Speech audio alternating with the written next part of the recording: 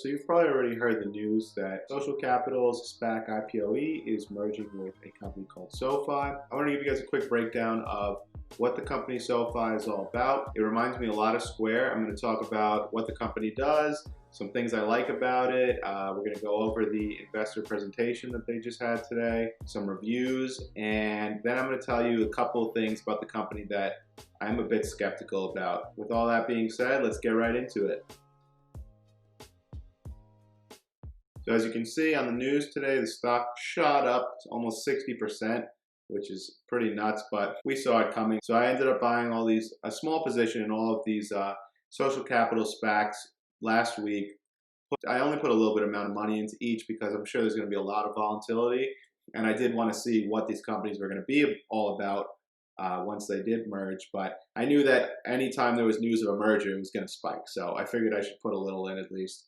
So let's look at SoFi. It's an American online personal finance company, a child of Silicon Valley. It's all about convenience and putting everything in one place. So an app or an online bank or a service, if you will, where you can access all of these different products in one app.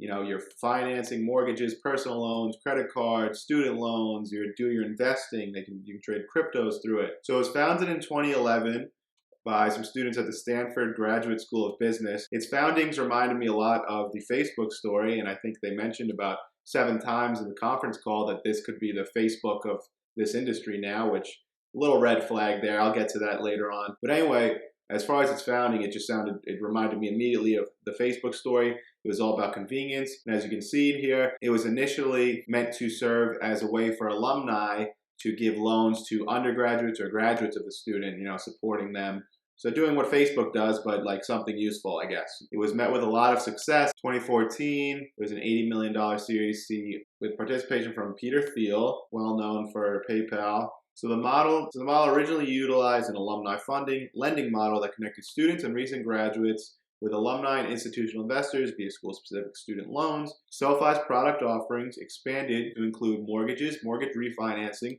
personal loans. The company moved away from the alumni-funded model. It also sounds a lot like Lending Club, if you ever heard of that. These are all like companies that were pretty hyped up. Lending Club, I don't think has really panned out so far. I think that it's just not as convenient. And maybe this is where SoFi can thrive, and they don't really offer rates that are too great or returns on your lending. From what I've read and people I've talked to, I've never actually directly used Lending Club. So if you've used Lending Club, let me know in the comments below what you think. So as you can see, they offer so many products here, and conveniency. We're in the age of convenience. Amazon, 48-hour doorstep delivery. Next, it'll be 30-minute drone doorstep delivery. We want all our things in one place. This reminded me a lot of the last company, Open Door, was all about conveniency in the real estate market space, making it easier to sell your home, doing it all in one place, cutting costs, cutting the hassle, cutting the time it takes down. So apply all that to this company as well. And as you can see here from their website, if we scroll down to the bottom, they offer just so many products. I mean, all in one: student loan refinancing, parent plus refinancing, private student loans, undergraduate student loans, graduate, law and MBA loans, parent student loans, personal loans, home loans, mortgage. It goes on and on. Crypto, stock bits, active investing, ETFs. I'm skipping a lot here, but just look at how many things. And I'm sure there's going to be some bumps early on. I have read some reviews about slow processing time and problems with buying stocks through the app. There's going to be road bumps along the way. I think that those are cosmetic issues that don't necessarily turn me off. I do see it as a good opportunity because I'm sure when Facebook first came out, it had a lot of clunky issues and there were many haters, but look where Facebook is today. So I took some slides here from their conference call, and this was an interesting slide. Again, our key points of differentiation. Their whole argument is that the banks are obsolete. Another thing that was interesting that stood out to me, there's no hidden fees. There are so many things about banks that drive people crazy. I mean, I don't even fully understand them. And I have to be careful and constantly keep tabs on my statement, or I'm going to get slammed with all kinds of fees. You have to meet 4 criteria every month. It's such an annoying and broken system when you think about it. It's had no innovation for 80 years. And this is kind of why I really like Square, the company. And this company, I think, is taking what they're doing to a whole other level on the individual level.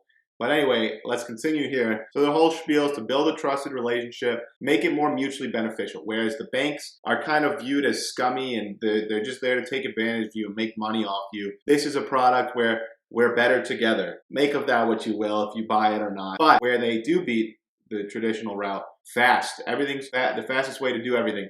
In the conference call, the gentleman speaking gave the example of, it's a Friday, it's a big holiday weekend, Monday the banks are closed.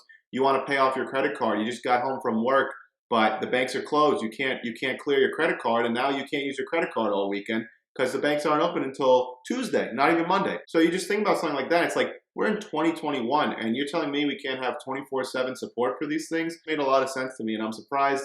You know, it's the bank's own fault. I mean, these dinosaur industries, they don't innovate. They get fat and lazy at the top. This is how Tesla was able to get to where it was with the traditional autos. Oh man, I could go on for hours here, but let me stay on topic. A lot of it is personalization too. I'll go back to the website in a second.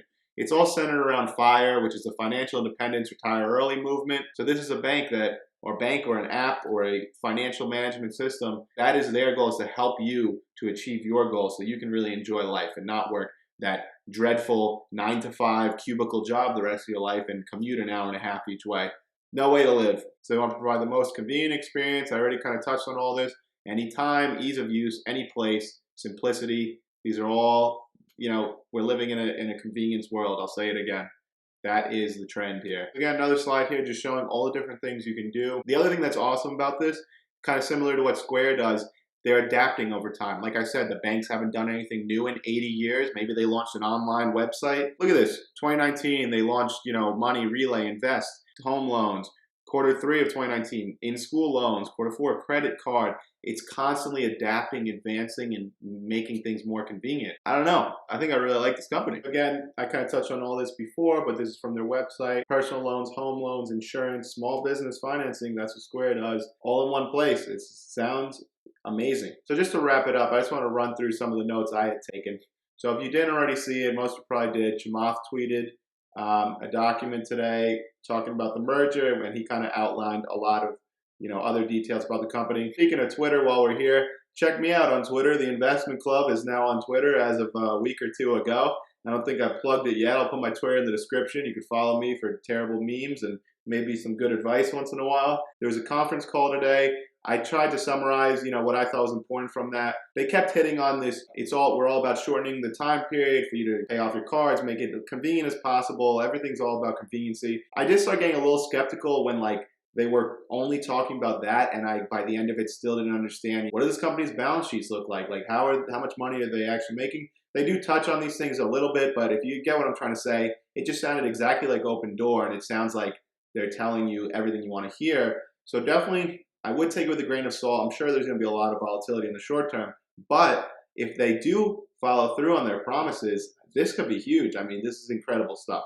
I would definitely check out their website. It's going to be your one-stop shop all about the financial independence movement, helping you achieve that. That's a movement that's gaining popularity. If you're not familiar with that, I can make a video all about that. And here's my bad jokes. We'll skip that. I already gave the example here of wanting to clear your credit card on a Friday of a holiday weekend, but you can't until the bank's open Tuesday. You got it. You got it. Convenience. Convenience, convenience, convenience. So this is, again, what worried me is the biggest thing they're selling is convenience, and it could be amazing, but it could also flop, Now, Chamath has been right on everything so far, but as Peter Lynch likes to say, past performance is not indicative of future returns or performance. I mean, it's meaningless. He could have called everything, Amazon, Tesla, Bitcoin, and he could call everything wrong for the next 10 years. I would like to think that he is not going to, because I think he's a pretty smart guy, and I think he has the retail investors' best interests at heart.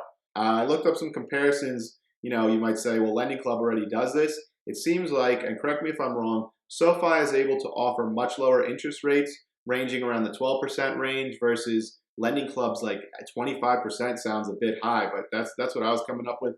Could be wrong. Their customer service compared to banks and Lending Club seems to be much, much better. They have really good reviews, and there's no hidden fees. It seems like they're trying to help you.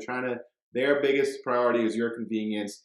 Banks are sneaky. They want to hit you with these fees so they can make a little extra money. And it's crazy when you think about it. This is everything wrong with these companies that are dying. It's such a short-sighted way of viewing things. Let's milk our customers for as much money as possible, and they're going to hate us, and they're going to really spite us, but we're going to make an extra $30. I mean, what's better, that or your customer satisfaction over the next 10 years? What's going to make you more money? Oh, man. Get me off my soapbox. I got to get out of here before I get too deep into this. Sounds a lot like Square. I love Square. I love what they're doing for small businesses. And now SoFi is all about the individual. Is this the future of finance? We're going to have to wait and see. This is Vinny from the Investment Club, and I'll see you next time.